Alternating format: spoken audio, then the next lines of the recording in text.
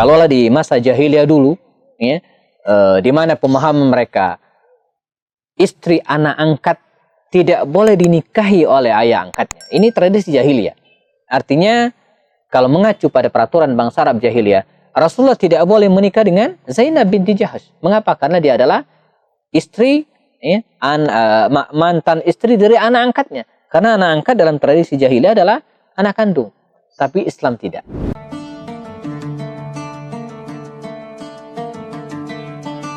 Bahkan sampai hari ini bahkan Khadijah dan keluarganya itu disebut dengan keluarga Tahirah, keluarga yang suci, keluarga yang mulia. Dan saya termasuk memegang hidung saya, kata saudara. Ini membuat Nabi tersenyum, ketawa gitu ya. Dan begitu cara dia menghibur baginda Rasul. Wanita inspiratif dalam sejarah.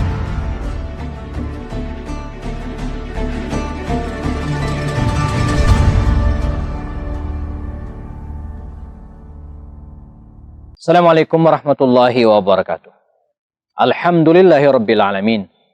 Wabihi nasta'in ala umur dunya waddin. Asyhadu an la ilaha illallah, asyhadu anna Muhammadan abduhu wa rasuluhu la nabiyya ba'da. Kita masih di program mengenal wanita-wanita inspiratif dalam sejarah. Ini program yang kita munculkan ya, untuk memperkenalkan wanita-wanita yang bisa memberikan inspirasi kepada generasi kita hari ini, bukan hanya untuk anak-anak muda, tapi siapapun. Ya. Wanita-wanita yang hidup pada masa lalu, karena sejarah itu selalu mengulang dirinya sendiri. Nah, kita berharap dengan memperkenalkan wanita-wanita muslimah yang pernah eksis di masa dulu dengan mungkin usia mereka tidak panjang, tapi inspirasi yang diwariskan kepada kita tetap abadi hingga kini. Tokoh kita hari ini adalah seorang wanita yang diabadikan kisahnya dalam Al-Quran.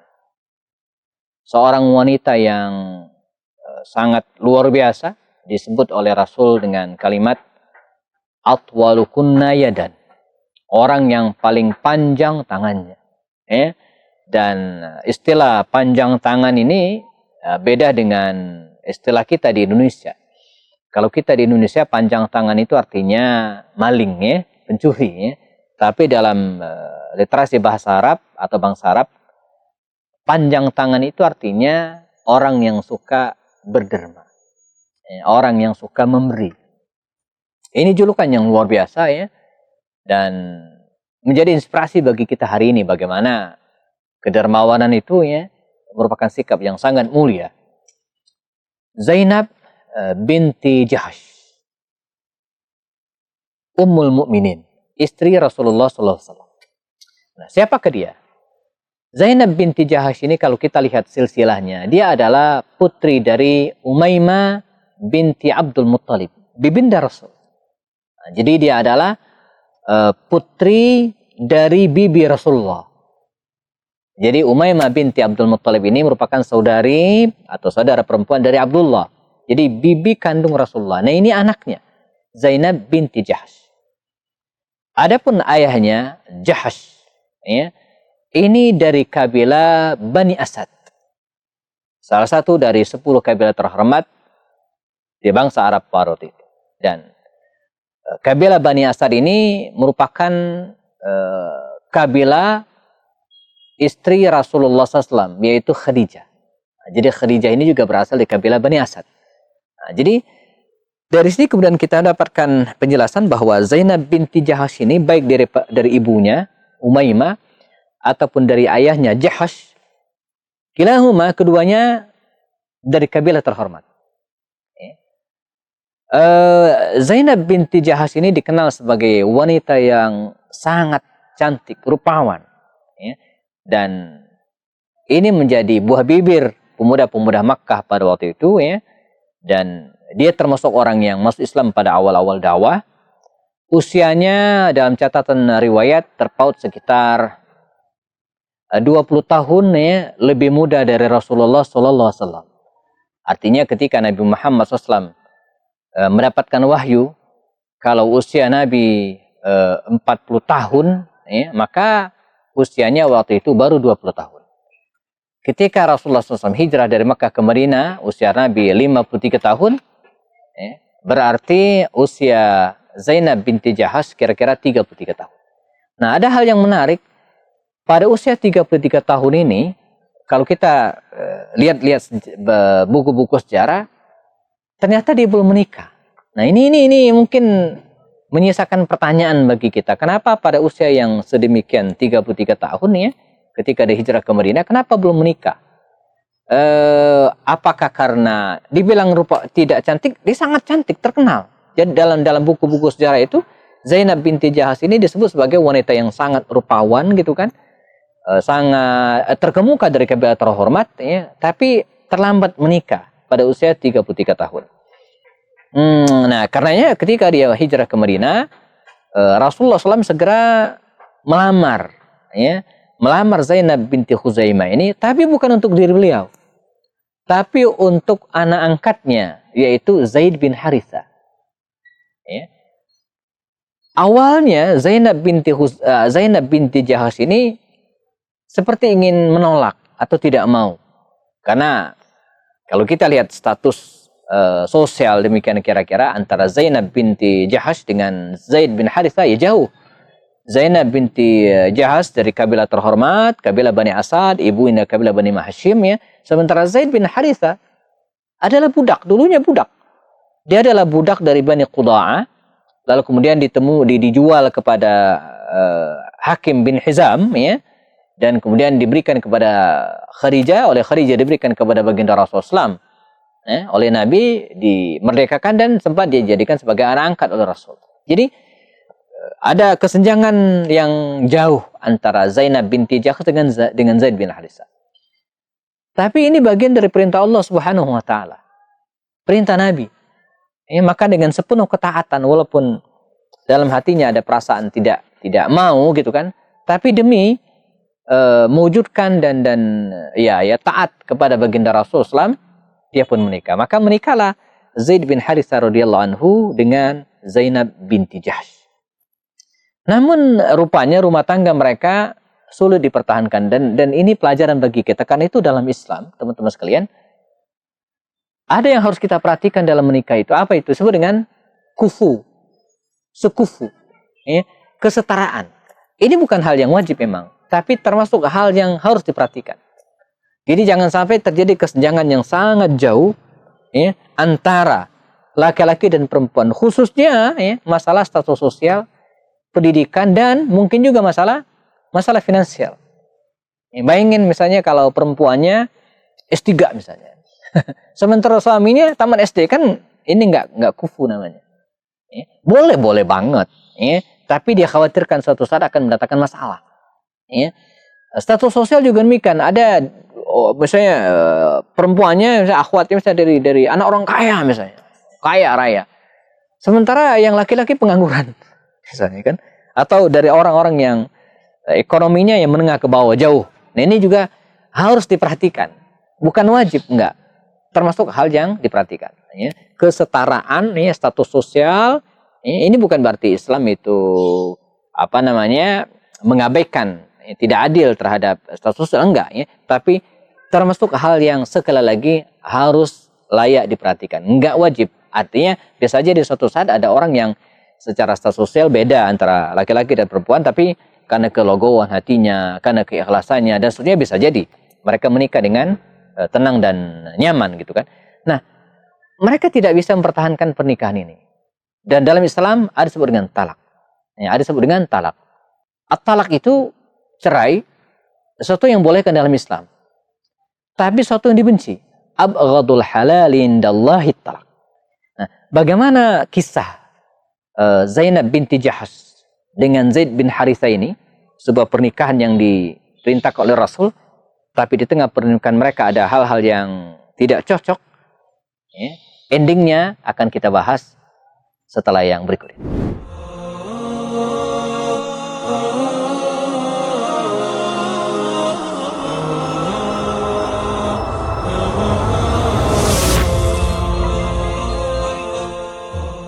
Kita masih di program wanita-wanita inspiratif dalam sejarah. Dan kita sedang bicara tentang Zainab binti Jahsh.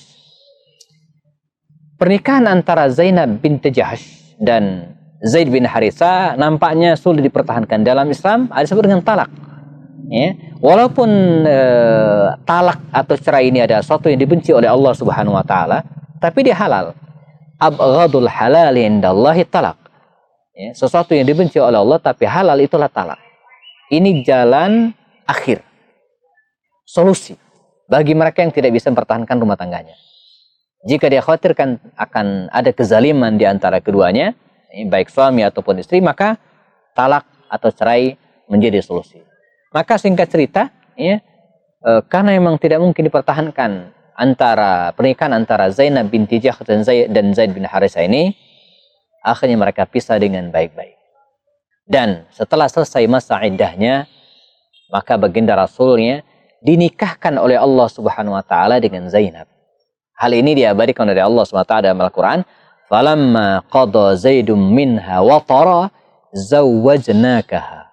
Setelah ya, Zainab dan Zaid bin Haritha ya, qada menyelesaikan urusan mereka, selesai masa iddahnya, zawwajnakaha, kami nikahkan engkau ya Muhammad dengannya.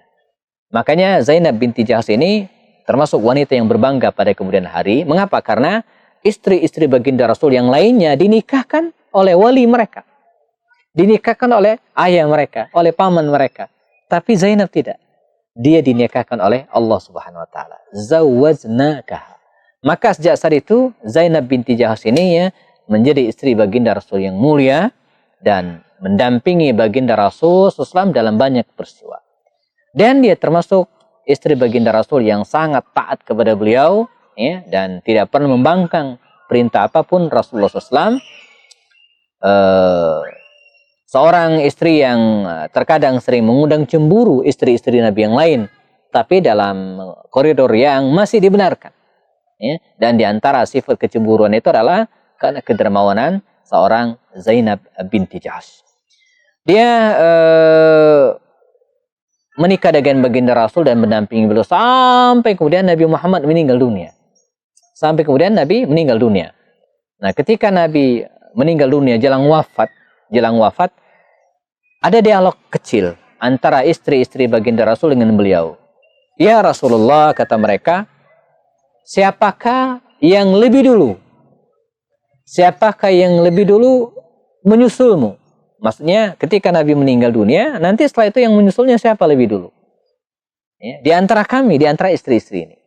Maka kata Rasulullah, asbakunna, orang yang paling duluan di antara kalian menyusul saya, meninggal dunia, kata Rasul adalah atwalukunna yadan, orang yang paling panjang tangannya. Masya Allah. Ya. Dan terkadang ya ada kalimat-kalimat yang harus dipahami secara tersirat dan tersurat.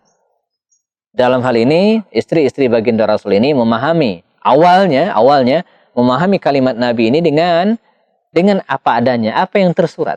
Maka saat baginda Rasul meninggal dunia, beberapa orang istri Nabi tadinya mengukur tangannya masing-masing. Jadi ditaruh di tangan di dinding gitu ya, kemudian diukur. Siapa yang paling panjang tangannya? Ketika diukur ternyata yang paling panjang tangannya adalah Saudah binti Zam'ah. Dan waktu itu Saudah emang termasuk istri Nabi yang paling tua di antara istri Nabi yang lainnya. Paling tua. Maka mereka mengira, oh sepertinya yang akan menyusul Nabi lebih dulu daripada yang lain adalah Saudah binti Zam'ah. Mengapa? Karena Saudah yang paling panjang tangannya gitu kan. Tapi ternyata tidak, jemaah.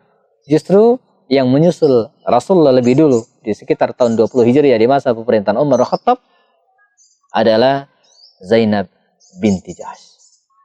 Baru kemudian mereka paham yang dimaksud dengan atwalukunna yadan, orang yang paling panjang tangannya adalah orang yang paling dermawan. Dan betul, Zainab binti Jahsh ini termasuk orang yang paling dermawan di antara istri-istri baginda Rasulullah. Nah, teladan apa yang kemudian bisa kita ambil dari Zainab binti Jahsh ini? Pertama, jemaah,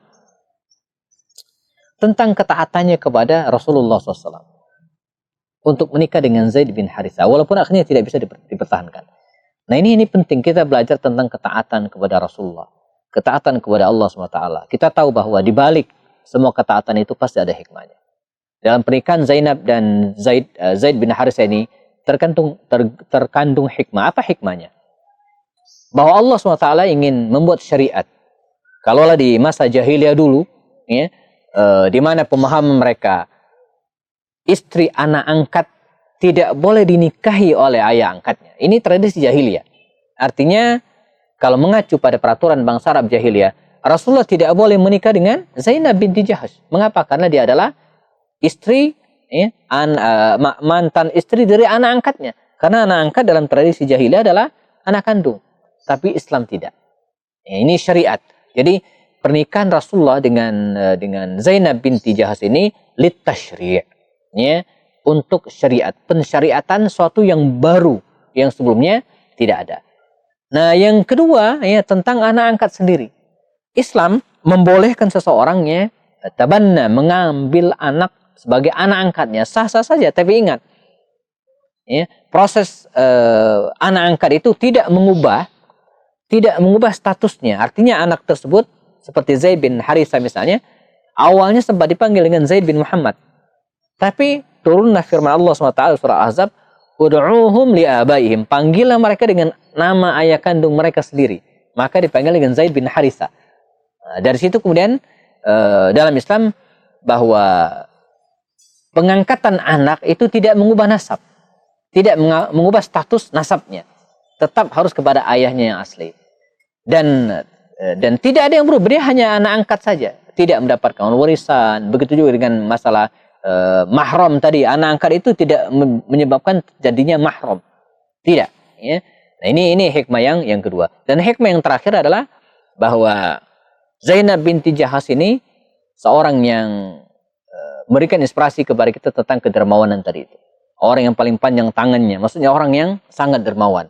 Dalam Islam, ya, kita diperintahkan untuk saling memperhatikan, dan istri-istri baginda Rasul bukanlah orang yang berpenghasilan, ya, kecuali Khadijah barangkali, ya. Tapi walaupun demikian mereka tetap dermawan. Ini inspirasi bagi para ibu yang mungkin hari ini hanya di rumah, ya, sebagian tidak bekerja gitu kan. Artinya uang belanja dan kebutuhan sebagian besar diberikan dari suami, tapi tidak kemudian menutup kemungkinan baginya untuk tetap dermawan. Apa yang dimiliki itu bisa menjadikan bisa bermanfaat bagi orang lain, ya. Dan di satu sisi juga Zainab binti Jahash ini dikenal juga sebagai seorang pekerja. Artinya setelah Rasul meninggal dunia, dia suka menyamak kulit, ya, dan menjualnya. Ada yang mengatakan dia juga menjahit, menyulam, dan kemudian dijual gitu kan.